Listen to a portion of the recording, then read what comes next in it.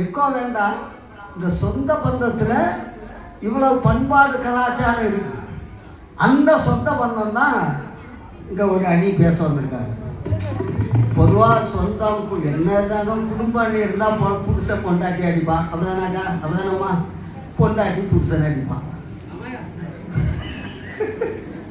ஆமாம், அதெல்லாம் அடிப்பாங்க. ஆனால் என்ன நமக்குள்ளே பேசிக்கிட்டோமே. நெல்லை அங்கெல்லாம் தெரியாண்டா, கன்னியாகுமரின்னு கேட்காண்டா, நமக்குள்ளே பேசுவோம். ஆனால் என்ன புருஷன் பொண்டாட்டி அடித்தா வெளியே தெரியும்.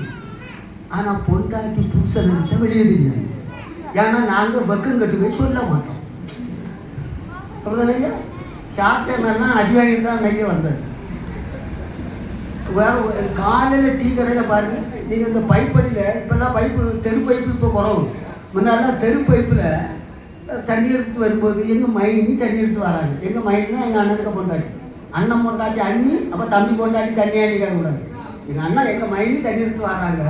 ஏற்கனவே அவளுக்கு ஃப்ரெண்ட் அக்கா எங்கள் மைனி எப்படி வராங்கன்னா இடுப்பை செடிச்சுட்டு இது வருது, இதே வருது. அவள் எக்கா என்னாச்சு, இடுப்பில் என்னாச்சு, இவா சொல்லிட்டு சவுண்டாக இருக்கா, இருபது தண்ணி எடுத்துட்டு இருக்காங்க. ஏட்டி நீயாச்சு விடிய காலம் 3:30 மணிக்கு என் ஊட்டி சொக்கை வந்து நான் எடுத்து காப்பி பார்த்துக்காரு. உடனே இவா சொல்ல உன் மாப்பிள்ளையா 3:30 மணிக்கு வந்தாங்க, என் மாப்பிள்ளை 2 மணிக்கே வந்துட்டான். வந்து தொட்டு கொள்ளவான்னு தொடர்ந்து கொள்ளவாங்கிறான். நான் என்னது அம்மி குழந்தை எடுத்து அடிச்சிடலாம் மணி பார்த்தேன். அவன் இங்கே அடிச்சுட்டு அவன் கழுத்து திருப்ப முடியாது. எவரா அப்போ பெண்கள் தாய்மார்கள் புதுசாக அடிச்சதை ஸ்டைலாக சத்தம் போட்டு சொல்லுவோம். ஆனால் எங்கேயாவது டீ கடையில் நம்ம ஆட்கள் டீ குடிச்சிட்டு இருக்கும்போது, ஆனால் எவ்வளோ என் மாப்பிள்ளை மச்சின ஒருத்தர் கண்ணை வீங்கிருக்கு. மாப்பிள்ளை கன்னத்தில் என்னடா இப்படி வீங்கி இருக்குங்க, அது அது என்ன சொல்லு, நேற்று விடிய வீட்டுக்காரன் முத்தமாயா பொழிஞ்சா வீங்கிட்டு கடையில் தான் தெரியும். காலையில் சட்டாப்பை எடுத்து கன்னத்தில் அடிச்சுட்டா போட்டாங்க.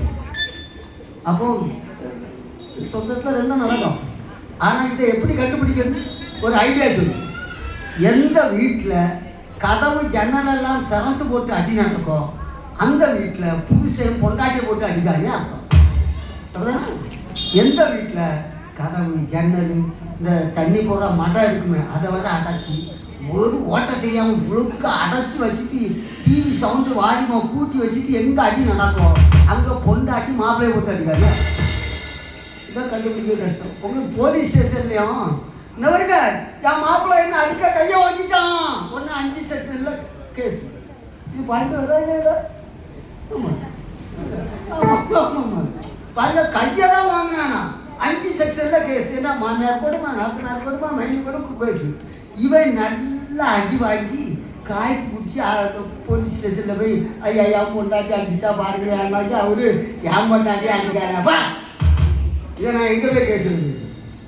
பொண்டாட்டி அண்ணன் எப்படி பாருனா, அன்னைக்கு ஒரு பொண்ணை கண்டானா, மனைவியை கண்டானா, திங்கள் தங்கையாம் தெங்கள் தோழியாம் கண்ணி ஊர்வலம் வருவாள், திங்கள் தங்கையாம் தெங்கள் தோழியாம் கண்ணி ஊர்வலம் வருவாள், அவள் உன்னை கண்டு உயிர் காதல் கொண்டு தன் உள்ளம் தன்னையே தருவாள், நான் அள்ளி கொள்ள அவள் பள்ளி செல்ல சுகமெல்ல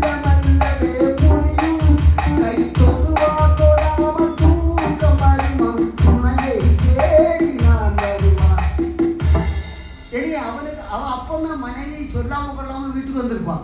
பொண்ணு நான் நினைச்சிட்டேன் வந்தா கண்ணையம்மா, நினைத்தேன் வந்தா